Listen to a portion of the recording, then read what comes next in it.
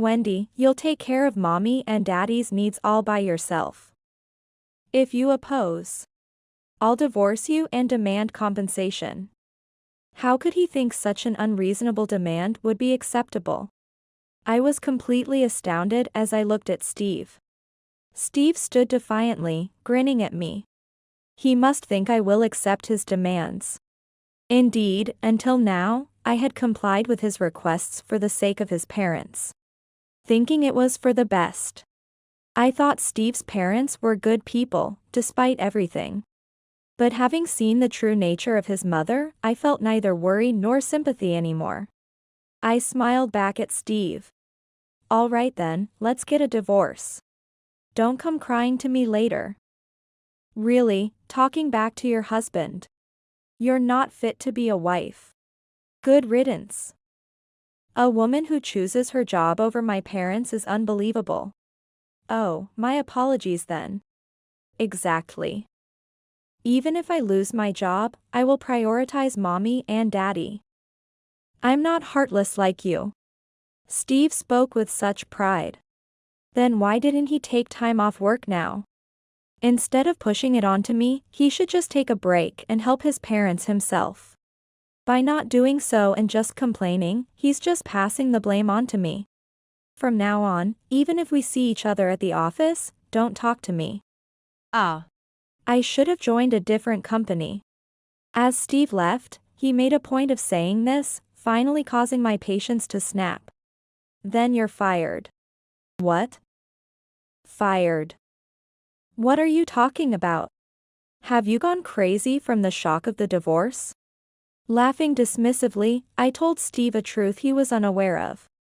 I am Wendy Adams, 40 years old. I run my own apparel company. I started the company when I was 26.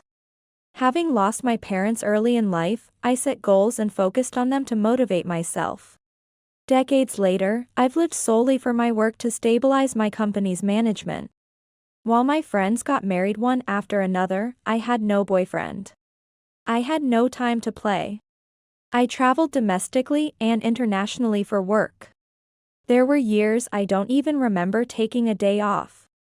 Relatives and others often criticized me under the guise of concern. You better hurry up, or you won't be able to have children. Do you really enjoy working that much? Aren't you lonely? Arguing was futile as it only led to more nagging. I just smirked and quickly left such situations. Thanks to pouring most of my life into it, the company's performance has been on the rise.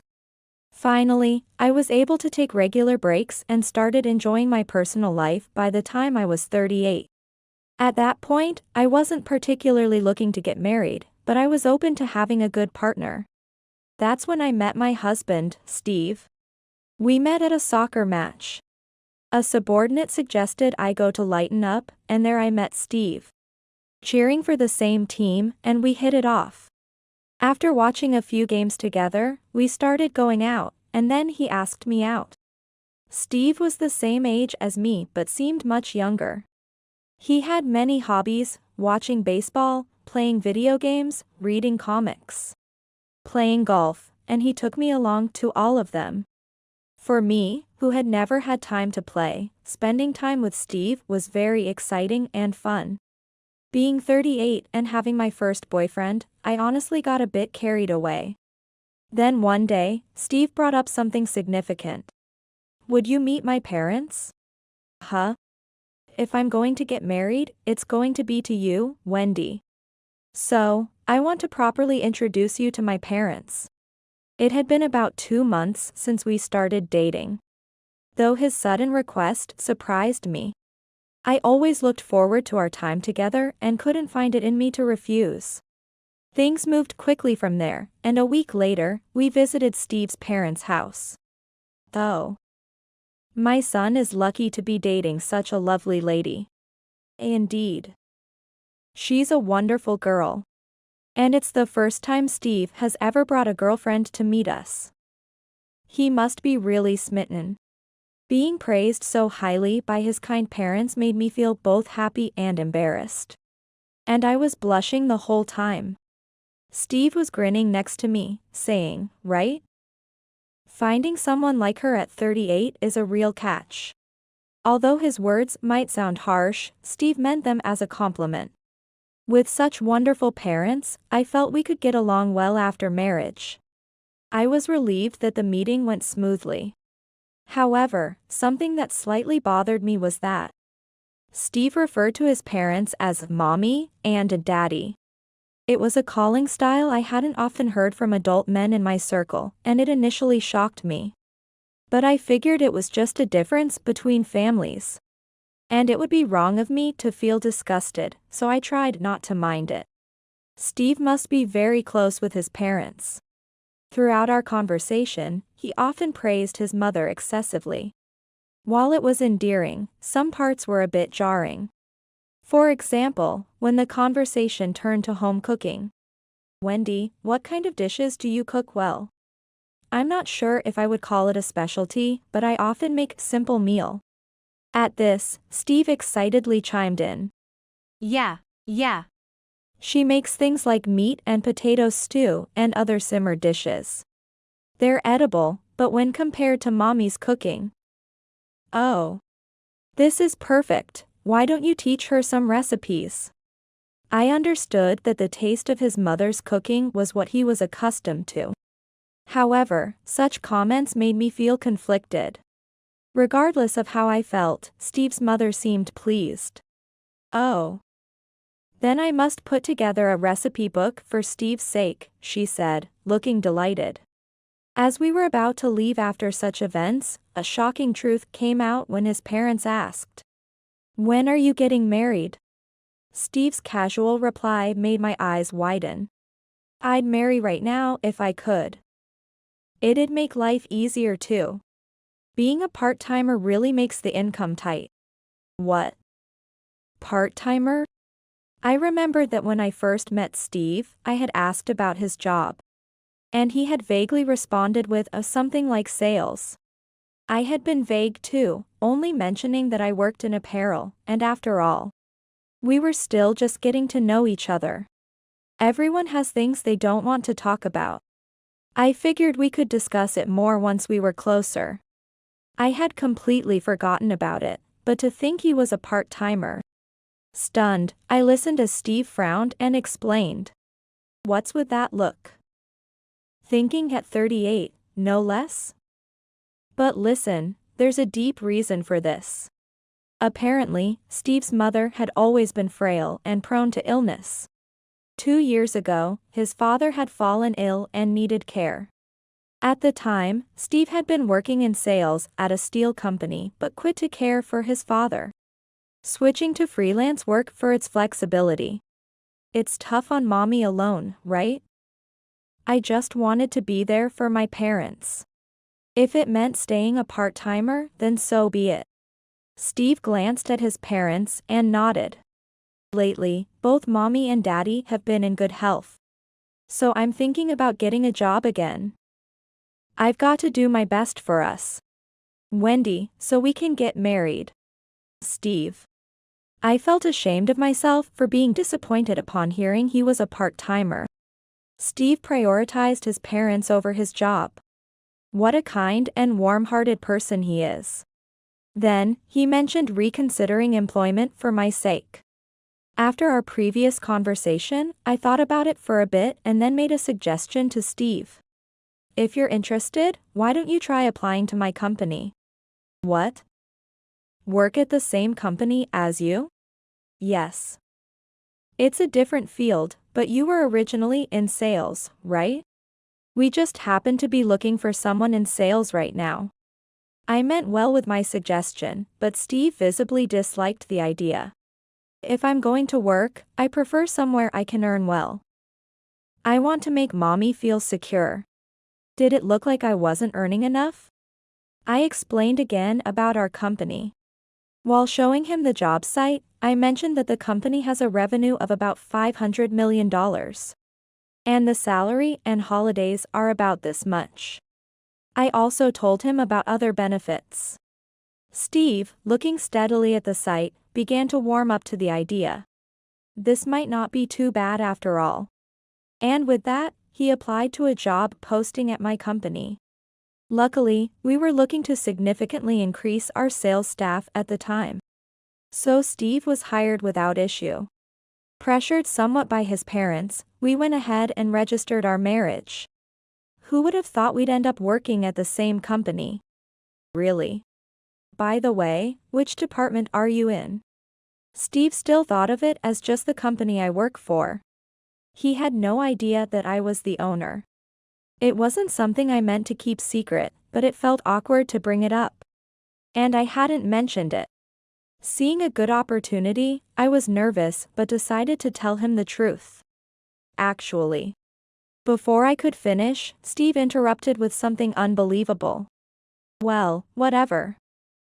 I'll probably quit soon anyway. What? What does he mean by that? I had a bad feeling about this. Steve glanced at me and smirked in a way I had never seen before. I shuddered involuntarily. What? Got a complaint? No, it's not a complaint. What do you mean? I have no plans to quit my job now. Oh, unless we have kids? But our company offers maternity and paternity leave. Kids are out of the question. Daddy and Mommy take up all my time. Dad and Mom? I tilted my head, and Steve mockingly did the same. My parents, remember? I told you they need care. Your father, right? I heard about that. But you said he's been doing well lately. That's why you re-entered the workforce, right? Even if they're doing well, they're still old, aren't they? Aren't you worried? Or what? Are you planning to neglect your duties as a daughter-in-law? I was confused and didn't understand what Steve was getting at. I needed a moment to calm down and sort things out. Steve was planning to push the care of his parents onto me. And from the way he spoke, it seemed he eventually intended to have me quit my job to prioritize caregiving. I'm not saying you should quit right away. It helps to have two incomes. But from now on, we'll be going back to my parents' place on our days off. What is that supposed to mean? I wasn't completely unprepared for caregiving. I had intended to help and thought I could be of support in the future. But I had never imagined being sent back to my in-laws every holiday. And eventually being pushed to take over caregiving duties. What surprised me most was Steve's attitude. Before we got married, he was positive and reliable. But as soon as we were married, he changed completely. Is this really the same Steve I knew? I can't believe it. I didn't get married to be with someone like this. I wanted to close my eyes tightly and escape from reality. But Steve's angry voice relentlessly echoed. Listen, you are my wife. Don't oppose me. Understand. I was so taken aback by his change that I could neither deny nor confirm it. If I had known this would happen, I would not have gotten married. The thought of divorce immediately came to mind. Societally, getting a divorce so soon after marriage might look bad. But more than that, I felt it was a waste of time to spend with someone unpleasant. I prepared the divorce papers right away. The problem was the reason for the divorce and his parents. The reason for divorce could be managed. If necessary, I could involve a lawyer. But more problematic were his parents. As Steve had declared, we visited his parents' house every holiday. I was reluctant to go to his parents' house because Steve treated me poorly. However, every time we visited, his parents were excessively pleased. I'm sorry to bother you on your day off, coming to a place like this. No, not at all. You're working too, and I do feel sorry about it. But you see, Steve is our only son. When you come, it feels like having a daughter, and it makes us so happy. Her tearful joy made it impossible for me to dismiss her. Every time I visited, she prepared sweets that she knew I liked. And her consideration was deeply felt. Although I hated being commanded by Steve, if it made his mother happy, I found myself unable to bring up divorce, and time passed. 2 months after we got married, Steve and I started visiting his parents separately. Simply put, our holidays did not align anymore. Initially, I had made adjustments to accommodate Steve. By the way, I still hadn't told him that I was the president of the company. Given how Steve was now, I felt it would only complicate things if he knew. Though it could easily be discovered upon investigation, fortunately, Steve seemed unaware. Steve was a problem not only as a husband but also as an employee. I wanted to resolve the internal issues quickly and get a divorce. But what about his mother? She had been so kind, I didn't want to upset her. With this dilemma, I headed to his parents' house as usual. Recently, I had started entering his parents' home without waiting to be invited. Today, as usual, I opened the front door and took off my shoes. That's when I heard a familiar voice from inside. It was definitely Steve's voice. He was supposed to be at work today, maybe there was a change. Feeling somewhat awkward, I proceeded down the hallway and was about to enter the living room. When I stopped upon hearing the conversation. She really doesn't catch on, does she? Her housekeeping is subpar. She's serious, but couldn't you have found someone better? The voice was definitely that of the mother-in-law. However, the way she spoke was so mean-spirited that I could hardly believe it. It was as if a different person was speaking. So much so that it sounded like a character from a soap opera. But it was indeed the voice of the mother-in-law. After all the praise she had for me, it was hard to believe such a gentle mother-in-law could say such things. My heart squeezed tight. I didn't want to hear any more, but my feet felt too heavy to move. Sorry, Mommy. But you know, she's tall, so if needed, she can carry you. With a bit more training, she'll be more useful. Well, for now, she's pleasant and does provide financial help, so I suppose it's okay. I'm expecting potential for the future. Steve and his mother laughed as they spoke freely. Listening to their conversation, my heart pounded loudly. These two were talking about me. While Steve's usual complaints were one thing, the hidden face of the mother-in-law shocked me. She always thanked me so much that I felt embarrassed. We would laugh together while eating sweets and often cooked together. Regardless of Steve's intentions, I thought I was on good terms with my mother-in-law. I had been holding off on divorce because I was concerned about her. Yet, from what I heard of their conversation, I was completely just a caregiving tool to her.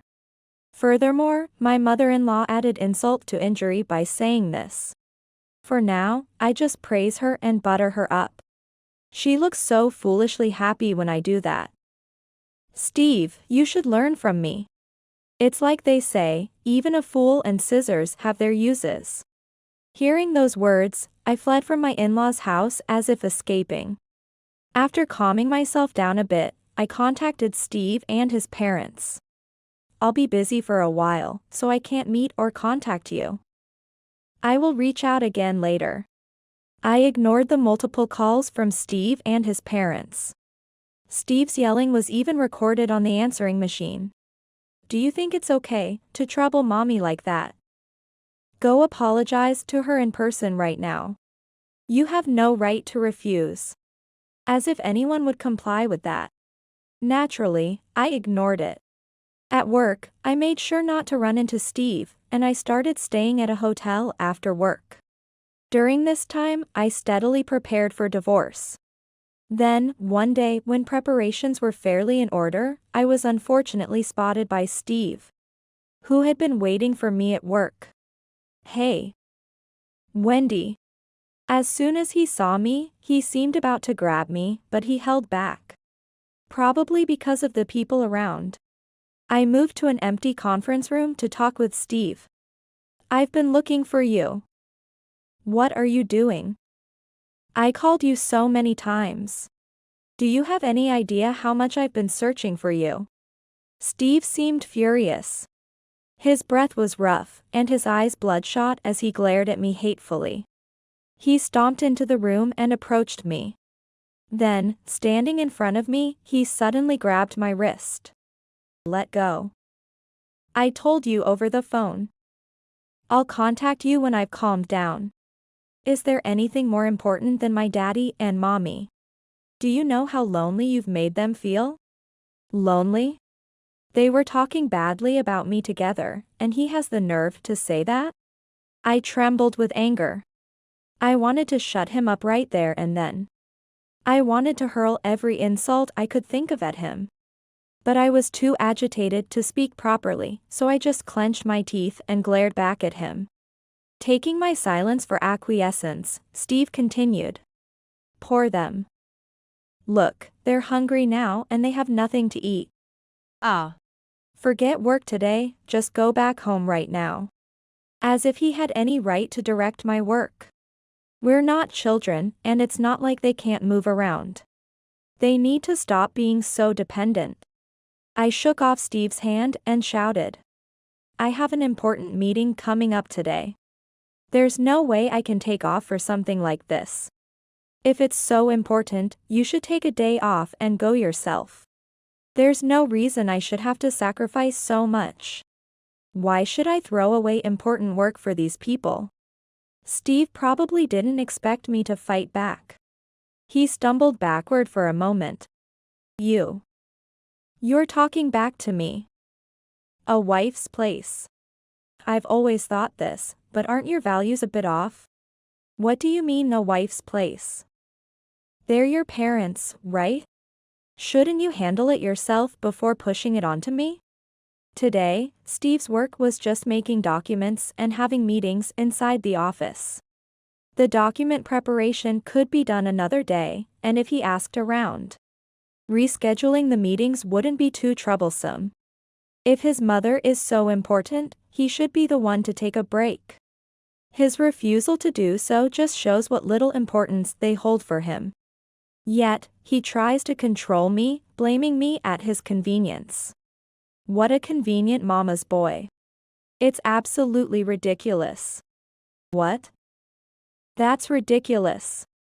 Why should I have to apologize and take time off work to clean up your mess, wife? Clean up? What are you talking about? Let's get this straight once and for all. Listen up. Since you married into this family, taking care of my parents is your job. If you can't do that, you're worthless as a wife. Steve said all this in one breath, huffing and puffing out his chest as if to intimidate. Was he trying to act like some kind of tough guy? He looked like a little kid pretending to be the boss. Not scary at all. What even is the value of a wife in his terms? Why do I have to be evaluated? So, what exactly are you asking of me? I asked with a sigh, and Steve snorted in response. You'll take care of mommy and daddy's needs all by yourself. If you oppose, I'll divorce you and demand compensation. Can he really think such an absurd demand will work?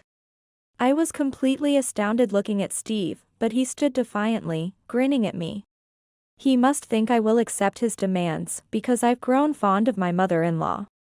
Indeed, until now, I had complied with his requests for the sake of his parents, thinking it was for the best.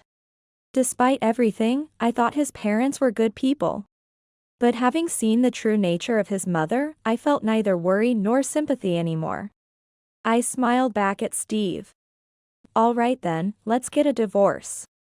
Huh? Steve sounded utterly shocked. Do you even understand what you're saying? Yes, I do.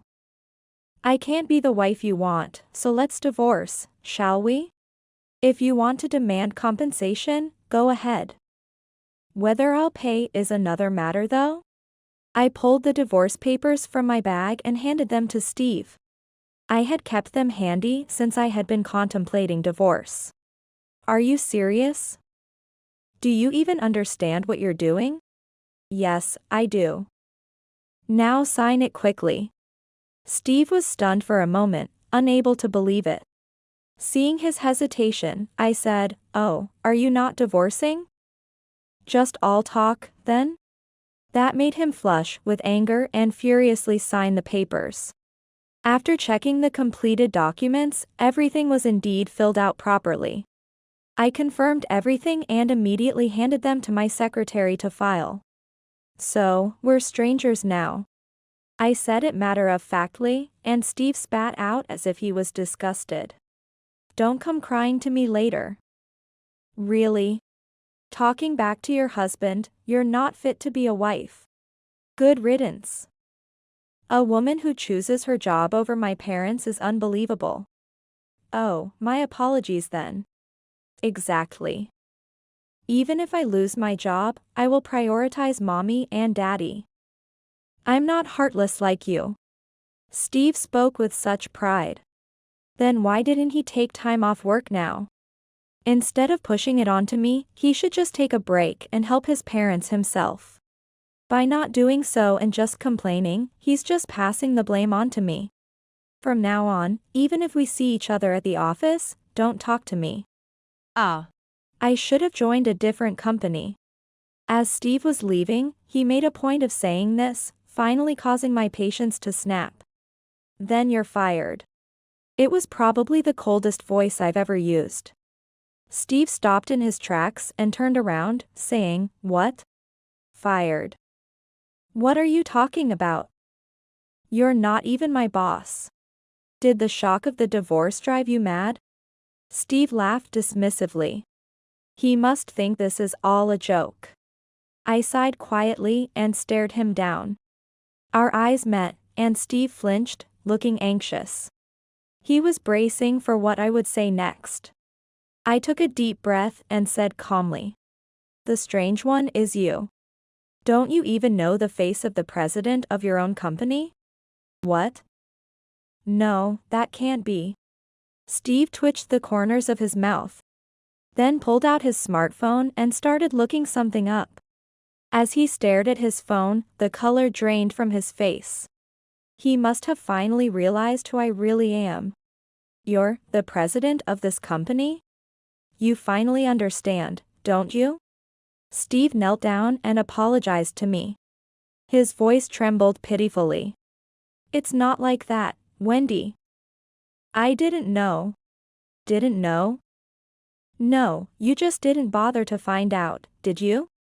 "I never brought it up, but there were plenty of opportunities to know." Just like now, a quick search on his smartphone would have shown.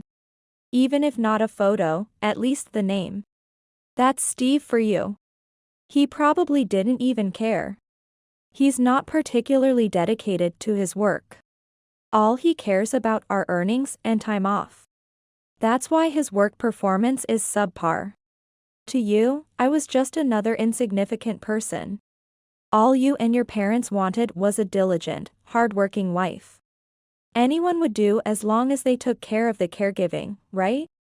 Steve opened and closed his mouth, shaking his head, his face pale. "That's not true. If I had known you were the president, I wouldn't have made you do caregiving. Instead, I would have taken care of mommy and daddy and let you focus on your work. With enough money, you can hire someone. You would have had me earn the money, hired professionals for the caregiving. And you would have just enjoyed your life." Steve gave a faint smile and muttered softly, "I wouldn't do something that awful." That's right, if Steve had managed things better, that might have been a possible future. If he had proposed like he used to entertain me before we were married, without any doubts, I would have agreed. "I'll earn the money, and you focus on caregiving," I would have said it wholeheartedly. If only Steve and his parents hadn't changed after marriage, that could have been a viable future. Steve blew that chance himself. Steve looked up at me pleadingly. His eyes seemed almost tearful. "Please, Wendy. Can we start over? We used to get along so well. Let's go places together again. Please. Please. Indeed, you always took me places I didn't know about. Everywhere you took me was fun." A glimmer of hope shone on Steve's face. "Right? So then, But that was just you playing nice to get married. Life with you after the marriage has been very disappointing. I wonder if the divorce papers have been processed by now. Anyway, I have to prepare for a meeting. I'll contact you about the dismissal.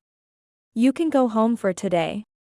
I gathered my belongings and waved casually at Steve, then reached for the door to leave. But before I could open it, Steve grabbed my left hand. Turning back, I saw Steve glaring at me. I glared back and asked simply, "Is there something else?" "Something else?"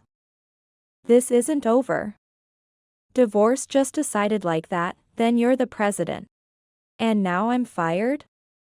How can I accept that? You're being totally unreasonable. The divorce was your idea, not mine. You didn't think I'd actually agree to it. And you should have told me you were the president." Steve apparently intended to use the divorce to control me, thinking it would make me comply. It must have shocked him to learn I was the president. Blaming others, such behavior isn't becoming of an adult. It's unreasonable for me to set everything up for him, yet he never questions that. Steve has just been blaming others his whole life. I'm so appalled, I'm at a loss for words. Steve is clenching his back teeth tightly. He seems to regret having lost his cash cow, but that's none of my concern. Isn't that just too selfish? You were the one who was unplanned and ignorant. Yet you shift the blame. That's not right. At my words, Steve's face turned red, and he shouted in a strangled voice. "Coward. It's unacceptable for the president of a major corporation to fire employees. For personal gain. No. This tyranny can't be allowed." Convinced he's right and trying to turn the situation around, Steve puffs out his chest towards me. His thinking is too childish. Does he always believe he's in the right? Even after all I've said, can't he take any of it seriously? I inadvertently held my head in my hands. Seeing this, Steve smiled triumphantly, thinking he had won. See? I hit the nail on the head, didn't I? Should I bring this to light? Because you'd be the one in trouble. You're too foolish for words. If anything comes to light, it'll be you who's in trouble, won't it? What are you talking about, me? I cut off Steve's words and started reading off names. Ms. Simpson from General Affairs, Ms. Ross from Sales, Ms. Morris. Then, Ms. Hill from Accounting. Who else was there? I looked at Steve for an answer, and he began to sweat, his eyes darting around. What are you talking about? You know very well. I just listed the names of the female employees you've persistently pursued. They've been consulting me about it. Most employees don't know that Steve is my husband. Only my secretary is aware. And yet, this is the kind of consultation that has come to me. I've been bothered by repeated advances from Steve from sales. At first, I couldn't believe my ears. My own husband was hitting on several young female employees. And upon listening more closely, it turns out he kept pursuing them despite their rejections.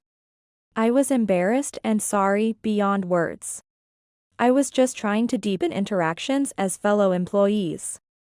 Targeting only female employees who are over 10 years younger? You even invited them to a hotel. What kind of interaction were you planning to deepen? There's also evidence in the form of messages Steve sent to these female employees. No matter what Steve says, there's no escaping it. Your performance isn't good, and you're a nuisance to other employees.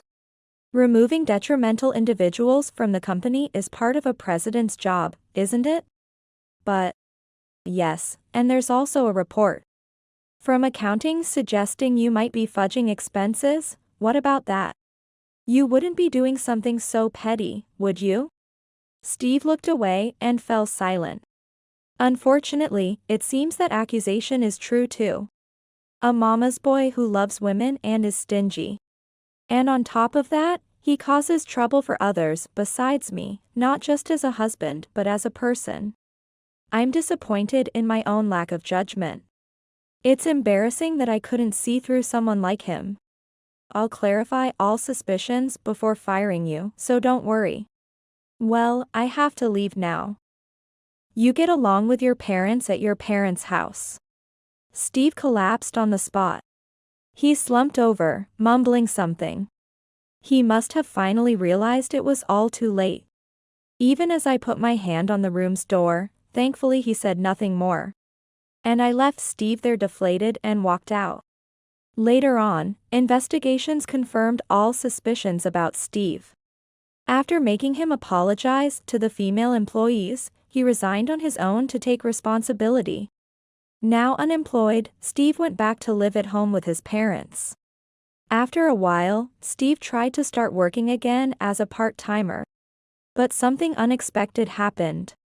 Until now, even though my former father-in-law required care, my former mother-in-law had been able to manage most of the daily tasks on her own. Thanks to this, Steve only had to help occasionally. However, his mother began showing signs of dementia. She would wander off at night. Now, with a physically needy father and a mother who was mostly okay, but occasionally showed signs of dementia, it was a different story. I have no peace of mind. I'm running out of money. Help me. Steve called asking for help, saying he was at his limit. If the divorce had been amicable and there had been no hard feelings with his former in-laws, I might have helped. But these were the people who looked down on me as just a caregiver. No sympathy there. It sounds difficult, but there's nothing I can do to help.